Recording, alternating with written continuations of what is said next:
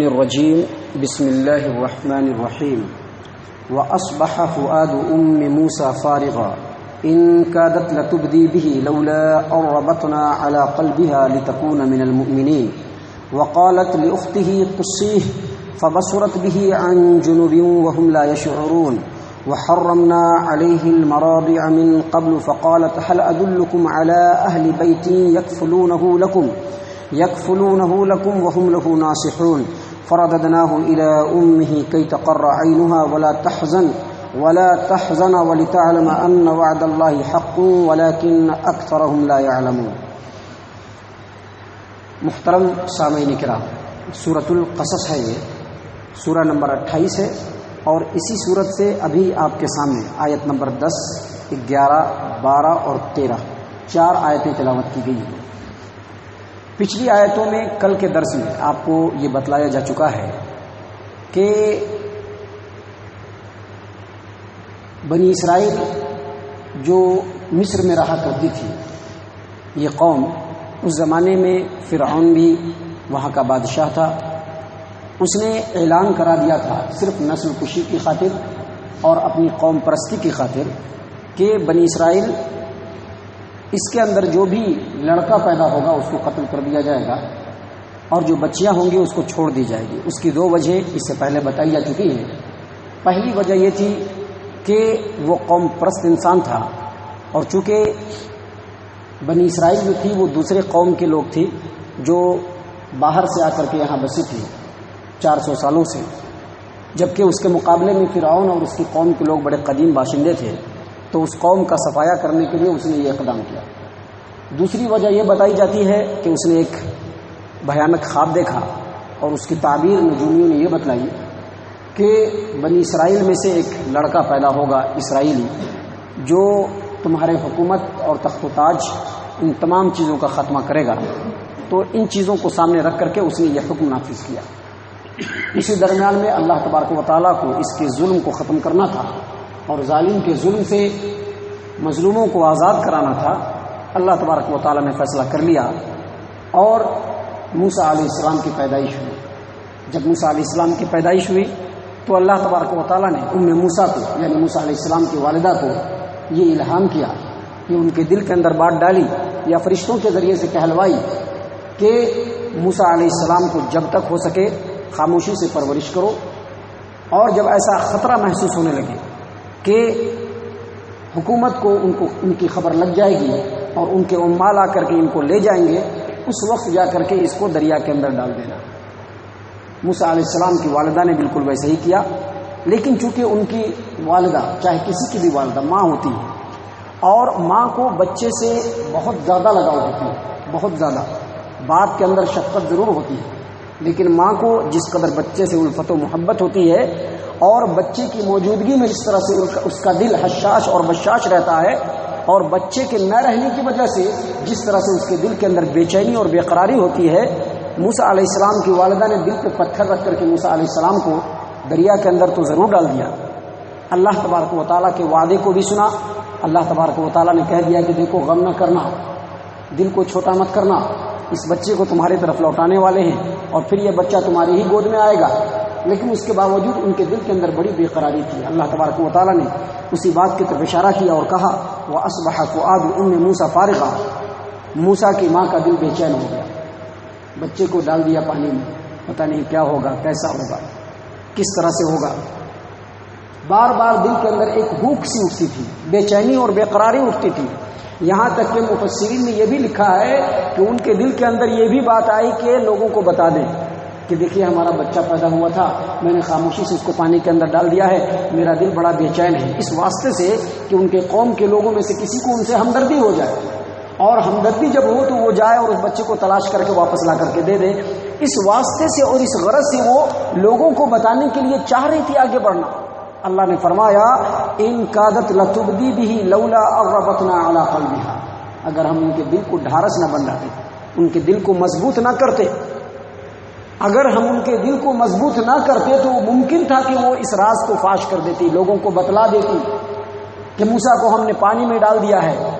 لیکن ہم نے بر وقت ان کے دل کو مضبوط کیا، ان کے دل کو تسلی دی، ان کے دل کو ڈھارس بندھایا۔ اور جب ڈھارس بندھایا تو اس کا مقصد یہ تھا، اللہ تبارک و تعالیٰ آگے مزید کہہ رہے ہیں کہ لولا اور ربطنا علی قلبها لتكون من المؤمنین، وہ راز کو فاش کر سکتی تھی، اس لیے میں نے ان کے دل کے اندر اطمینان ڈالا، ان کے دل کو تسلی دی، ان کے دل کو مضبوط کیا، اور اس لیے بھی ان کے دل کو مضبوط کیا تاکہ وہ اللہ کے وعدے پر یقین رکھنے والوں میں سے ہو جائے۔ اللہ نے اسی بات کو فرمایا کہ لتکون من المؤمنین، یہ ایمان والوں میں سے ہو جائے۔ اس کے بعد اللہ تبارک و تعالیٰ مزید بتلا رہا ہے، آگے قصے کو بالکل کنٹینیو کر رہا ہے۔ اللہ تبارک و تعالیٰ فرما رہے ہیں وقالت لاختہ قصیہ، بہرحال ماں کا دل تھا، اللہ تبارک و تعالیٰ کی بات پر یقین ہو جاتا تھا، بار بار دل کے اندر ایک مضبوطی آ جاتی تھی، اطمینان اور تسلی ہو جاتا تھا، لیکن اس کے باوجود انسان ہونے کے ناطے انہوں نے ایک تدبیر کرنی چاہیے۔ موسیٰ علیہ السلام کے 3 بھائی بہن تھے، ایک سب سے بڑی لڑکی تھی جو اس وقت 8-10 سال کی تھی، دوسرے ہارون علیہ السلام جو موسیٰ علیہ السلام سے 1 سال پہلے پیدا ہوئے، اور اس وقت تک فرعونیوں نے اور قبطیوں نے یہ اعلان نہیں کیا تھا کہ بنی اسرائیل کے تمام بچے کو قتل کیا جائے گا، لیکن 1 سال کے بعد جب موسیٰ علیہ السلام پیدا ہوئے اس وقت یہ حکم نافذ ہو چکا تھا، یہ قانون چل چکا تھا کہ بنی اسرائیل کے اندر جو بھی مرد بچہ پیدا ہوگا اس کو قتل کیا جائے گا۔ تو موسیٰ علیہ السلام کو جب دریا میں ڈالا تو اس وقت ان کے دل کے اندر ایک تدبیر آئی، ان کی ماں کے اندر، جیسا کہ مفسرین نے اس کی وجہ بتلائی ہے۔ تدبیر یہ آئی کہ انہوں نے ان کی بہن کو کہا کہ دیکھو تم دریا کے کنارے کنارے چلی جاؤ، خاموشی سے دیکھتے جانا، چھپتے چھپاتے جانا، دیکھو کوئی دیکھنے نہ پائے، دیکھنا کہ بچہ کہاں جاتا ہے۔ ماں کی مامتا تھی، دل مان نہیں رہا تھا، اس لیے ان کی بیٹی کو ایسا کہا۔ اللہ تبارک و تعالیٰ اس واقعے کو اپنے انداز میں فرما رہے ہیں وقالت لاختہ قصیہ، موسیٰ علیہ السلام کی والدہ نے موسیٰ علیہ السلام کی بہن سے کہا کہ اس کے پیچھے پیچھے چلی جاؤ۔ فبصرت به عن جنب وهم لا يشعرون، وہ بچی ہوشیار تھی، وہ بھی دریا کے پیچھے پیچھے بالکل چھپتے چھپاتے آنکھوں کے گوشے سے دیکھتی جا رہی کہ بچہ اور ٹوکرا جو ہے وہ کدھر چلا جا رہا ہے۔ اس کا دوسرا مطلب مفسرین نے یہ بھی بتلایا ہے کہ جب موسیٰ علیہ السلام ٹوکرے میں بچپنے کی حالت میں فرعون کے محل سے لگے اور فرعونیوں نے جب ان کو نکال کر کے ان کی پرورش کرنے کی بات کی تو یہ خبر پورے شہر میں پھیل گئی، آنن فانن پورے شہر میں خبر پھیلی۔ تو موسیٰ علیہ السلام کی والدہ نے ان کی بہن سے کہا کہ جاؤ ذرا بچے کا پتہ لگاؤ۔ موسیٰ علیہ السلام کی جو بہن ہے وہ گئی، بھیڑ میں بالکل کنارے سے کھڑے ہو کر کے ایسا انداز میں کہ کوئی یہ سمجھے نہیں کہ اس کی بہن ہے، بالکل اطمینان سے دور سے دیکھا، سارے حالات کو سمجھا، پوری باتوں کو سنا اور آ کر کے ماں کو بتلا دیا۔ اللہ تبارک و تعالیٰ کی مشیت ابھی بھی الحمدللہ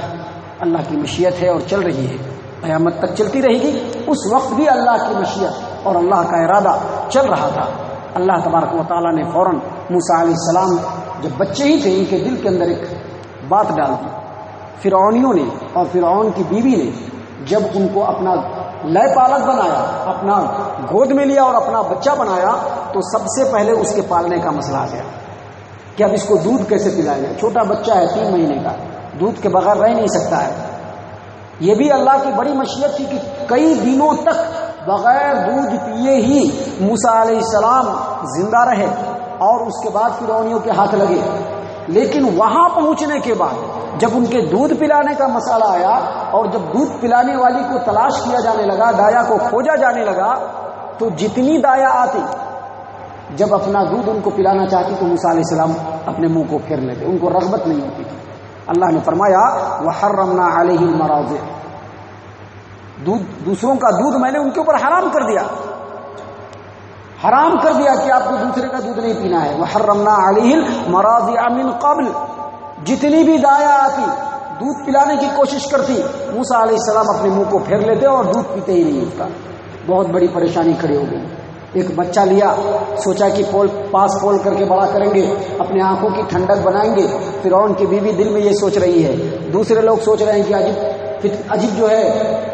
مصیبت گلے پڑ گئی ہے، بچہ کسی کا دودھ ہی نہیں پی رہا ہے۔ موسیٰ علیہ السلام کی بہن جو تھی وہ بھیڑ میں کھڑی تھی، ان کو معلوم ہوا کہ دودھ کسی کا نہیں پی رہا، چونکہ اللہ تبارک و تعالیٰ کی مشیت تھی، ماں تک لوٹانا تھا۔ اللہ نے موسیٰ علیہ السلام کی والدہ سے یہ وعدہ کیا تھا کہ اس بچے کو تم دریا میں ڈالو، اللہ تبارک و تعالیٰ پر توکل اور بھروسہ کرو، کل یہی بچہ پھر تمہاری گود کے اندر آئے گا۔ ان کی بہن آگے بڑھتی ہے اور کہتی ہے هل ادلکم علی اہل بیت یکفلونہ لکم، ایک ایسے گھر کی طرف میں تمہاری رہنمائی کرنا چاہتی ہوں، ایسا گھر بتلانا چاہتی ہوں جس گھر والے لوگ تمہارے اس بچے کی پرورش کر دیں گے، یکفلونہ لکم، اس بچے کی پرورش کر دیں گے تمہارے لیے، بڑے شریف لوگ ہیں، بڑا دیندار گھرانہ ہے، اور بڑی نصیحت اور خیر خواہی کے ساتھ پوری توجہ کے ساتھ اس بچے کی پرورش کریں گے۔ میں ایک ایسا گھر جانتی ہوں، اگر تم کہو تو میں بتلاتی ہوں۔ ویسے پریشانی کیا ہے؟ جو بچہ کئی دنوں سے دودھ نہیں پیا ہے، گھر کے سارے لوگ پریشان ہیں، کیونکہ گھر کی ملکہ پریشان ہے، فرعون کی بیوی پریشان ہے، پورا سسٹم پریشان بنا ہوا ہے۔ ایسی صورت میں ایک بچی آتی ہے اور آ کر کے رہنمائی کرتی کہ فلاں گھر جو بستی کے اندر ہے، وہ جو گھر والے ہیں بڑے شریف ہیں، بڑے دیندار ہیں اور بڑے اچھے لوگ ہیں، تمہارے اس بچے کی بڑی اچھی پرورش کریں گے، پوری توجہ کے ساتھ پرورش کریں گے۔ اللہ تبارک و تعالیٰ نے کہا فرددناہ الی امہ کی تقر عینہ، ان کی بیٹی نے کہا کہ ہم تم کو ایسے گھر کی طرف رہنمائی کرتے ہیں جو ان کی اچھی پرورش بھی کر سکتی ہے، وہم لہ ناصحون، اور اس کی اچھی نگرانی بھی کر سکتی ہے۔ تو فوراً وہ لوگ تیار ہو گئے، فوراً تیار ہوئے، کہا کہ اچھا چلو دکھلاؤ ذرا سا۔ فوراً فرعونیوں کا اہلکار ان کے ساتھ گیا، جا کر کے موسیٰ علیہ السلام کی والدہ کو دیکھا، ان کو بلا کر کے لایا، اور جیسے ہی ان کی والدہ آئی اور موسیٰ علیہ السلام کو اپنی چھاتی سے لگایا، فوراً دودھ پینا شروع کر دیا اور ان لوگوں کی پریشانی حل ہو گئی۔ یہی عورت ہے جو اس کی پرورش کر سکتی ہے، کوئی دوسرا رستہ نہیں۔ اللہ تبارک و تعالی جب اپنی مشیت اور ارادے کو لاتا ہے تو اس کے سامنے کسی کے ارادے چل نہیں سکتے۔ اللہ تبارک و تعالی جب اپنی پلاننگ کرتا ہے تو دنیا کا چاہے کوئی بھی فرد ہو، اس کی پلاننگ ان کے پلاننگ کے سامنے دھری کی دھری رہ جاتی ہے، اور وہ ایک قدم بھی آگے نہیں بڑھا سکتا ہے۔ اتنا بڑا فرعون جو انا ربکم الاعلی کا دعویٰ کر رہا تھا، اتنا بڑا فرعون جو معبود سے، جو بندے سے خدا بن بیٹھا تھا، اتنا بڑا فرعون ایک بچے کے معاملے کے سامنے آ کر کے بے بس ہو گیا۔ اور جب ان کی والدہ آئی اور جیسے ہی دودھ پلانا شروع کیا، سب کے دل میں شانتی اور اطمینان ہو گیا، دل بھر کر کے دودھ پلایا اپنے بچے کو۔ دودھ پلانے کے بعد ان کے ماں کے حوالے کیا موسیٰ علیہ السلام کی والدہ نے، اور اپنا ڈیمانڈ رکھ دیا۔ ڈیمانڈ یہ رکھا کہ دیکھیے میرے گھر میں چھوٹے چھوٹے بچے ہیں، پورے گھر کی ذمہ داری میرے سر پر ہے، آپ اگر کہیے گا کہ آپ کے محل میں رہ کر کے میں بچے کی پرورش کروں، ایسا ہو نہیں سکتا ہے، میں کر نہیں سکتی۔ ہاں اگر آپ یہ چاہتے ہیں کہ میں ہی اس کی پرورش کروں تو آپ بچے کو میرے حوالے کر دیجئے، آپ آئیے ہر روز نگرانی کیجئے، اور جو اس کا خرچہ ہے وہ پورا دیجئے، میں بچے کی اچھے انداز میں پرورش کر دوں گی۔ اب اس کے علاوہ کوئی دوسرا راستہ نہیں تھا۔ فوراً فرعون اور آل فرعون مان گئے اور موسیٰ علیہ السلام کو ان کی والدہ کی گود میں رکھ دیا۔ اللہ تبارک و تعالیٰ نے کہا فرددناہ الی امہ کی تقر عینہ، اس طرح سے ہم نے موسیٰ علیہ السلام کو ان کی والدہ کی طرف لوٹا دیا۔ اور کیوں لوٹایا؟ کئی تقر عینہا، تاکہ ان کی آنکھوں کو ٹھنڈک پہنچے، ولا تحزن، اور وہ غمگین نہ ہو، کیونکہ نبی کی والدہ ہے اور اللہ تبارک و تعالیٰ پر ایمان اور یقین رکھنے والی ہے، بنی اسرائیل کے دین پر ہے اور انتہائی دیندار عورت ہے، اللہ کے حکم کے آگے فوراً سر کو جھکا دینے والی ہے۔ اللہ نے کہا کہ ہم نے ان کی ماں کی طرف موسیٰ علیہ السلام کو لوٹا دیا، کئی تقر عینہا، تاکہ ان کی آنکھ ٹھنڈی ہو جائے، ولا تحزن، اور وہ غمگین نہ ہو، ولتعلم ان وعد اللہ حق، تاکہ وہ جان لے کہ اللہ کا وعدہ حق ہے، اللہ کا وعدہ حق ہے۔ سمجھ لیجیے، اللہ کا وعدہ حق ہے۔ اگر اللہ نے اس دنیا کے اندر وعدہ کیا ہے، کل قیامت کے میدان میں بھی رب کا وعدہ ہے۔ اگر یہاں رب کی فرما برداری کی گئی، جنت کا وعدہ ہے، اگر یہاں نفس پرستی کی گئی، جہنم کا وعدہ ہے۔ ولکن وعد اللہ حق، اللہ تبارک و تعالیٰ کا وعدہ حق ہے۔ اللہ نے فرمایا وَلِتَعْلَمَ أَنَّ وَعْدَ اللَّهِ حق، تاکہ وہ جان لے کہ اللہ کا وعدہ حق ہے۔ وَلَكِنَّ أَكْثَرَهُمْ لَا يَعْلَمُونَ، لیکن بہت سارے لوگ نہیں جانتے، بہت سارے لوگ نہیں جانتے کہ اللہ کا وعدہ حق ہے۔ اللہ اپنے مومن بندوں کی مدد کرے گا، یہ اللہ کا وعدہ حق ہے۔ آج ہمارے اوپر مصیبتیں ہیں، اس کا مطلب ہے کہ ہمارے اندر ایمان کے اندر بڑی کوتاہیاں ہیں، بہت کھوٹ ہے، بہت کچھ ہمارے ایمان کے اندر زنگ کے طور پر لگ چکا ہے، ہمارا ایمان ڈیمیج ہو چکا ہے۔ اللہ کا وعدہ حق ہے، ایمان والوں کے اوپر مدد ہے اللہ کی۔ آج ہمارے اوپر مدد نہیں ہے، حالات ہمارے سازگار نہیں ہیں، حالات ہمارے خلاف ہیں، اس کا مطلب ہے کہ ہمارے ایمان کے اندر زنگ لگ چکا ہے، ہمارا ایمان ڈیمیج ہو چکا ہے۔ ہمیں اپنے ایمان کے بارے میں سوچنا پڑے گا، غور و فکر کرنا پڑے گا، کیونکہ بہت سارے لوگ جانتے بوجھتے بھی نہیں جانتے کہ اللہ کا وعدہ حق ہے، جانتے کہ اللہ کا وعدہ حق ہے، جانتے ہیں کہ نماز پورے اعمال کی کنجی ہے، اس کے باوجود نماز سے اس قدر بے رغبتی، یہ ہمارے امت کا بالکل شعار بن چکا ہے۔ جانتے ہیں کہ ہر طرح کی برائی انسان کو، دشمنوں کو اس کے اوپر مسلط کر دینے والی ہے، اس کے باوجود برائی ہمارا خوگر بن چکا ہے، ہماری عادت بن چکی ہے، ہم برائیوں کے خوگر ہو چکے ہیں۔ لہذا اللہ تبارک و تعالیٰ نے یہاں پر پوری دنیا کو نصیحت کرتے ہوئے کہا